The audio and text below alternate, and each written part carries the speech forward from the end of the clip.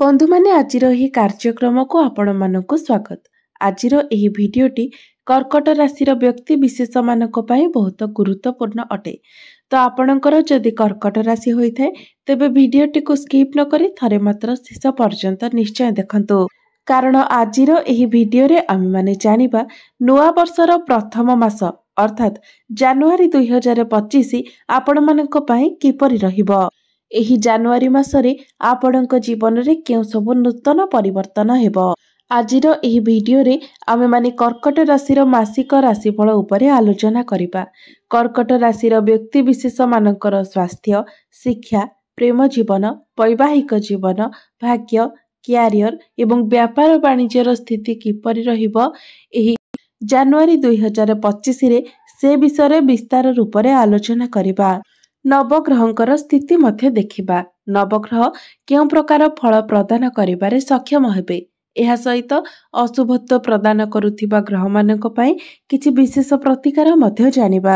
तेबे बंधु माने भिडियोटी रे आगकु बढ़िबा पूर्वरु जदि आपण मानकर कर्कट राशि होइथाय तेबे भिडियोटी को लाइक करी चैनलटी को सब्सक्राइब करि देबे एवं कमेंट बॉक्स रे भक्ति एवं श्रद्धार सहित जय श्री जगन्नाथ जय मां लक्ष्मी निश्चय लिखिबे। तेबे बंधु माने आसंतो आरंभ करिबा आजिर एही कार्यक्रम को, जहाँकि जन्म राशि एवं चंद्र राशि उपरे आधारित अटे। तेबे राशि चक्रर 12 गोटे राशि मध्यरु चतुर्थ राशि हेउची कर्कट राशि एवं जनवरी मास आरंभ रे आपनक प्रथम भावरे विराजमान अछंती मंगल, तृतीय भावरे विराजमान अछंती केतु, पंचम भावरे विराजमान अछंती बुध, षष्ठ भावरे विराजमान अछंती सूर्य, अष्टम भावरे विराजमान अछंती शनि एवं शुक्र, नवम स्थान रे विराजमान अछंती राहु एवं आपणकर एकादश भावरे विराजमान अछंती देवगुरु बृहस्पति। तो सर्वप्रथम आसंतु जानि नेबा आपणकर स्वास्थ्य किपरि रहिबो एही जनवरी 2025 रे। तो बंधु माने कुंडलीर प्रथम भावटी होइथाय स्वास्थ्यर भाव, आपणकर इम्यूनिटी सिस्टम रो भाव एवं आपणकर प्रथम भावर अधिपति हेउछंती चंद्रमा, जे कि प्रति 2 दिन रे निजर राशि परिवर्तन करिथांती। तेबे आपणकर प्रथम भावरे विराजमान अछंती मंगल, आपणकर एकादश भावरे विराजमान अछंती बृहस्पति एवं सूर्य आपणकर षष्ठ भावरे विराजमान अछंती। तो बंधु माने ग्रह मानकर गोचर अनुसार सेमिति किछि आपणकर स्वास्थ्य जनित समस्या देखा जाउ नाही। तेबे जेहेतु वर्तमान आपणकर शनि अढेई चलीछि, तो जदि आपणकर जन्म कुंडली रे शनि खराब स्थिति रे थांती तेबे आपणकर जॉइंट पेन भली समस्या देखा देई पारे। पादरे आपण थकापड़ अनुभव करि पारंती एवं आपणकर इम्यूनिटी सिस्टम डाउन होई पारे। जदि शनिकर स्थिति आपणकर कुंडली रे खराब थाए तो आपनको ए सब समस्या देखिबाको मिलिबो, नचेत आपणकर एही मासरे कोनोसी भी स्वास्थ्य जनित समस्या देखा जाउ नाही। तेबे बंधु माने 14 जनवरी पर्यंत जेहेतु सूर्य आपणकर षष्ठ भावरे अछंती, तो 14 जनवरी मध्य आपणकर किछि दांतरे किंबा आखिरे आपण ज्वलन अनुभव करि पारंती। दांत जनित किछि समस्या आपणकर देखा देई पारे किंबा गला संबंधित किछि समस्या आपणको ध्यान रखिबार अछि। मात्र यह केवल 14 जनवरी पर्यंत आपणको ध्यान रखिबार अछि। 14 जनवरी परे आपणकर स्वास्थ्य संपूर्ण भावरे भल रहिबो। एबे आसंतु जानिबा आपणकर शिक्षा क्षेत्र किपरि रहिबो एही जनवरी 2025 रे। विद्यार्थी मानक पई किपरि रहिबो एही जनवरी मासटी। तो बंधु माने कुंडलीर पंचम भावटी होइते शिक्षार भाव एवं आपणकर पंचम भावर अधिपति हेउछंती मंगल, जे कि आपणकर प्रथम भावरे विराजमान अछंती एवं आपणकर पंचम भावरे विराजमान अछंती बुध। तो बंधु माने 21 जनवरी पर्यंत आपणकर पाठ पढ़ार स्थिति बहुत भल रहिछि। 21 तारीख परे केउठारे ना केउठारे आपणकर माइंड डाइवर्ट हेबो, आपण अन्य मनस्क हेबे, कारण आपणकर पंचम भावर अधिपति मंगल आपणकर द्वादश भावको चलन करिवे 21 तारीख रे एवं बक्री हेबे। सेतिबाई सेतेबेले आपणकर माइंड डाइवर्ट हेबो, पाठ पढ़ारे आपणकर मन लागिबो नाही, आपण टिके मुडी स्वभावरे रहिबे। तो बंधु माने जदि आपणकर कोनोसी एग्जाम रहिछि किंबा पाठ पढ़ा को नै आपण कोनोसी बड़ डिसिजन नेबा पई चाहुछंती किंबा आपण एडमिशन नेबा पई चाहुछंती, तो 21 जनवरी पूर्वरो आपण ए सब करि देबा उचित, कारण 21 जनवरी परे समय आपणक पई भल रहु नाही, अर्थात आपणकर पाठ पढ़ा पई समय भल रहु नाही। एबे आसंतु जानिबा आपणकर प्रेम जीवन किपरि रहिबो ଏହି ଜାନୁଆରୀ 2025 ତ ବନ୍ଧୁମାନେ କୁଣ୍ଡଳୀର ପଞ୍ଚମ ଭାବଟି ହୋଇଥାଏ ଆପଣଙ୍କର ଶିକ୍ଷାର ଭାବ। ଏହା ସହିତ ଆପଣଙ୍କର ପ୍ରେମ ଜୀବନର ମଧ୍ୟ ଭାବ। ତ ଆପଣଙ୍କର ପଞ୍ଚମ ଭାବର ଅଧିପତି ଆପଣଙ୍କର ପ୍ରଥମ ଭାବରେ ବିରାଜମାନ ଅଛନ୍ତି, ଅର୍ଥାତ୍ ମଙ୍ଗଳ ଆପଣଙ୍କର ପ୍ରଥମ ଭାବରେ ବିରାଜମାନ ଅଛନ୍ତି। ତ ବନ୍ଧୁମାନେ ମଙ୍ଗଳଙ୍କର ପ୍ରଥମ ଭାବରେ ରହିବା ଆପଣଙ୍କର ପ୍ରେମ ଜୀବନ ଉପରେ ଭଲ ପ୍ରଭାବ ପକାଇବ। ମାତ୍ର ଆପଣଙ୍କ ମଧ୍ୟରେ ଟିକେ ଆଗ୍ରେସନ ରହିବ, କାରଣ ମଙ୍ଗଳ ହେଉଛନ୍ତି ଅଗ୍ନି ତତ୍ଵର ଗ୍ରହ।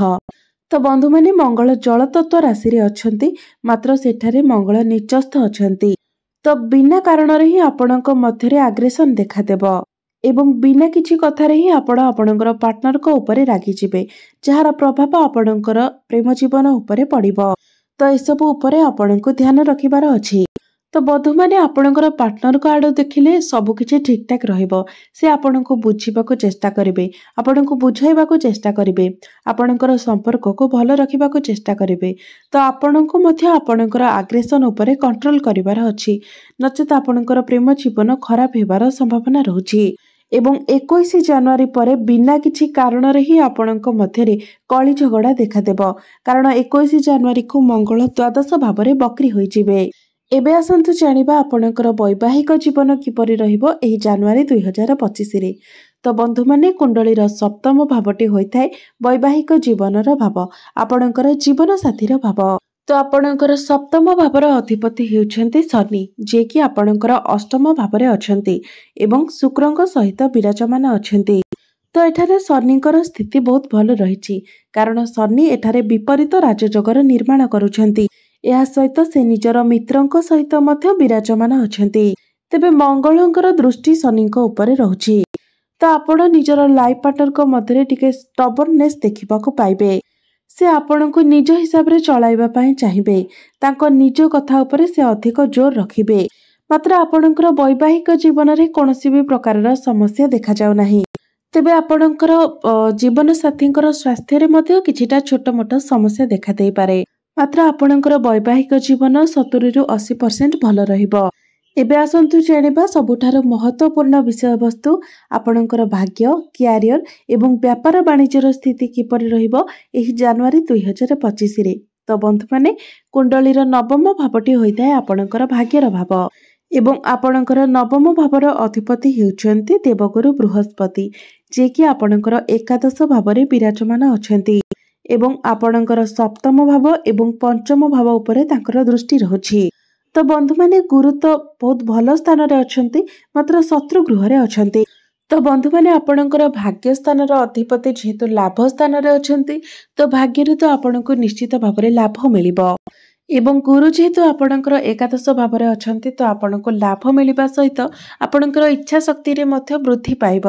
ମାତ୍ର ଆପଣଙ୍କର ନବମ ଭାବରେ ରାହୁ ବିରାଜମାନ ଅଛନ୍ତି ଏବଂ 18 ମେ ପର୍ଯ୍ୟନ୍ତ ରାହୁ ଆପଣଙ୍କର ନବମ ଭାବରେ ହିଁ ରହିବେ। ତ ଯେପର୍ଯ୍ୟନ୍ତ ରାହୁ ଆପଣଙ୍କର ନବମ ଭାବରେ ଅଛନ୍ତି, ଅର୍ଥାତ୍ 18 ମେ 2025 ପର୍ଯ୍ୟନ୍ତ ଆପଣ କେବେ ବି ତରବରିଆ ଭାବରେ ଡିସିସନ ନିଅନ୍ତୁ ନାହିଁ। ତରବରିଆ ଭାବରେ କୌଣସି ବି କାର୍ଯ୍ୟ ମଧ୍ୟ ଆପଣ କରନ୍ତୁ ନାହିଁ, କାରଣ ଭାଗ୍ୟ ସ୍ଥାନରେ ରାହୁଙ୍କର ବିରାଜମାନ ପ୍ରତ୍ୟେକ କାର୍ଯ୍ୟରେ ବାଧାବିଘ୍ନ ସୃଷ୍ଟି କରାଇଥାନ୍ତି, ଆପଣଙ୍କର ଭାଗ୍ୟରେ ବାଧାବିଘ୍ନ ଦେଇଥାନ୍ତି। ତେଣୁ ଆପଣ ଯେତେବେଳେ ବି କୌଣସି କାର୍ଯ୍ୟ କରୁଛନ୍ତି କିମ୍ବା କୌଣସି ଡିସିସନ ନେଉଛନ୍ତି, ତା ପୂର୍ବରୁ ଭଲ ଭାବରେ ଭାବିଚିନ୍ତି ଆପଣ ଡିସିସନ ନେବା ଉଚିତ କିମ୍ବା କାର୍ଯ୍ୟ କରିବା ଉଚିତ। ତେବେ ଆପଣ କୌଣସି ବଡ଼ ଡିସିସନ ଏବେ ସ୍କିପ୍ କରିଦିଅନ୍ତୁ।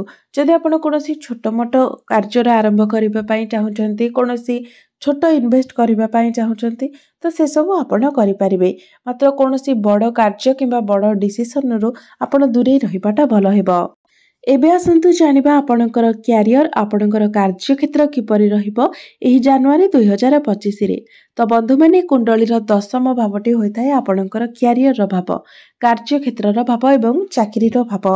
ତ ଆପଣଙ୍କର ଦଶମ ଭାବର ଅଧିପତି ହେଉଛନ୍ତି ମଙ୍ଗଳ, ଯିଏକି ଆପଣଙ୍କର ପ୍ରଥମ ଭାବରେ ବିରାଜମାନ ଅଛନ୍ତି ଏବଂ ଶନିଙ୍କର ସ୍ଥିତି ମଧ୍ୟ ଭଲ ରହୁଛି। ତ କାର୍ଯ୍ୟକ୍ଷେତ୍ରରେ ଆପଣ ନିଜର କାର୍ଯ୍ୟଗୁଡ଼ିକୁ କରିଚାଲିବେ ଏବଂ ଆପଣଙ୍କ ବିରୁଦ୍ଧରେ କିମ୍ବା ଆପଣଙ୍କ ମନରେ କୌଣସି ପ୍ରକାରର କମ୍ପ୍ଲେନ୍ ମଧ୍ୟ ରହିବ ନାହିଁ। ଆପଣ ବହୁତ ଫ୍ରି ମାଇଣ୍ଡ ହୋଇକି ରିଲାକ୍ସ ହୋଇକି କାମ କରିବେ ଏବଂ ଶନି ଯେହେତୁ ନିଜର ସ୍ୱରାଶିରେ ଅଛନ୍ତି, ତ ଆପଣଙ୍କୁ ଆପଣଙ୍କର କାର୍ଯ୍ୟର ବହୁତ ଭଲ ରେଜଲ୍ଟ ମଧ୍ୟ ମିଳିବ। तेबे जेहेतु वर्तमान आपणकर शनि अढ़ई चली तो बेले बेले आपणक मध्यरे ओभर थिंकिंग देखा दे पारे। बिना किसी कथार आपणक मध्यरे शंका देखा दे पारे। तो मार्च 2025 पर्यंत आपणकर एइभଳି स्थिति रहिबो कारण मार्च 2025 रे आपणकर शनि अढ़ई संपूर्ण रूप से समाप्त हो जिवो। तेबे बंधु माने आपण प्राइवेट जॉब करूथांतु किंबा गवर्नमेंट जॉब करूथांतु जेहेतु मंगल आपणकर प्रथम भाव में अछंती तो एही समय आपण प्रत्येक कार्य को निज हिसाब रे करबा पई पसंद करिवे। आपणको केही ऑर्डर देउ ताहा आपण पसंद करिवे नाही, मात्र आपण निज हिसाब रे काम कले मध्य सेही काम गुडिक बहुत भल भाव रे होई जिवो। तो क्यारियर दृष्टि एही मासटी आपणको पई बहुत भल रहुची एवं जे मानक निकट रे कोनोसी चाकरी नाही एवं से माने चाकरीर अनुसंधान रे अछंती 14 जनवरी परे आपणक पई समय भल रहुची। एबे आसंतु जानिबा आपणकर व्यापार वाणिज्यर स्थिति किपरि रहिबो एही जनवरी 2025 रे। तो बंधु माने एही मासरे आपणकर व्यापार वाणिज्यर स्थिति भल रहिबो। विशेष करी 24 जनवरी पूर्वरु आपणकर बिजनेस बहुत भल रहिबो कारण बुध षष्ठ भावको चलन कले आपणकर खर्च रे वृद्धि आसीबो। सेतिपई 24 जनवरी पूर्वरु आपणकर व्यापार वाणिज्यर स्थिति बहुत भल रहिबो। तेबे बंधु माने एहा थिला जनवरी 2025 टी कर्कट राशि व्यक्ति विशेष मानक पई किपरि रहिबो। एबे आसंतु जानि नेबा किछि विशेष प्रतिकार विषय रे जे प्रतिकार गुडिक करिबा द्वारा एही मासरे आसुथिबा समस्त समस्या गुडिक दूर होई परिबो एवं आपणको अधिक शुभत्व प्राप्ति हेबो। तेबे प्रत्येक दिन आपण मंगलंकर बीज मंत्र 108 थर जप करंतु। प्रत्येक दिन पक्षी मानक किछि खाइबाको एवं पीबाको दियंतु एवं प्रत्येक दिन आपण उदित सूर्य को तंबा पात्र रे जलार्घ्य मध्य अर्पण करंतु। आपणक पई एहा अधिक मंगलदायक रहिबो। तेबे बंधु माने आपणकर जीवन मंगलमय हेउ एहा ही ईश्वरक निकट रे मोर प्रार्थना। धन्यवाद।